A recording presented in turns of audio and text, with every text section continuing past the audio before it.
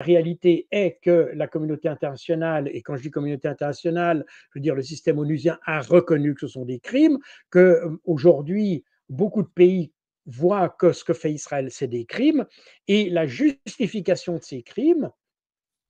est finalement la raison pour laquelle il y a un profond mépris qui s'installe contre pas seulement les Israéliens, mais les Juifs dans leur ensemble. Et ça, c'est ce que les Européens et ce que Trump n'a probablement pas compris. Et donc, en essayant de justifier tout ce que fait Israël, il ne fait qu'accentuer la division qu'il y a entre le monde occidental qui fait bloc derrière Israël et le reste du monde qui comprend que Israël a dépassé les bornes et qui, de leur de derrière, en appui de cette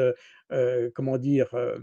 considération du reste du monde, eh bien, vous avez le droit international. Israël est un pays qui a constamment violé le droit international. Je vous rappelle simplement pour Memoria que avant d'entrer dans les Nations Unies, puisque l'État d'Israël a été créé en mai 1948, comme j'ai dit tout à l'heure, il est entré aux Nations Unies officiellement en mai 1949, mais la condition pour Israël d'entrer dans les Nations Unies, c'était qu'il s'engageait à respecter le droit international, y compris le droit au retour des Palestiniens. Or, manifestement, c'est une condition, un engagement qu'avait pris Israël à l'époque, qu'il n'a jamais respecté, y compris d'ailleurs tous les accords qui ont été pris. Jimmy Carter lui-même a déclaré qu'il avait eu le sentiment d'avoir été trompé par les Israéliens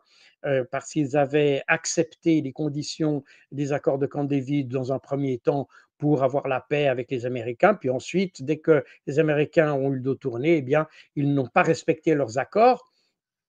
Donc on voit que c'est un pays qui n'a jamais respecté le droit international en réalité. C'est pas pour rien que c'est le pays qui a eu le plus de résolutions à son encontre, et c'est aussi du coup le pays qui a le plus violé de sanctions de l'histoire des Nations Unies.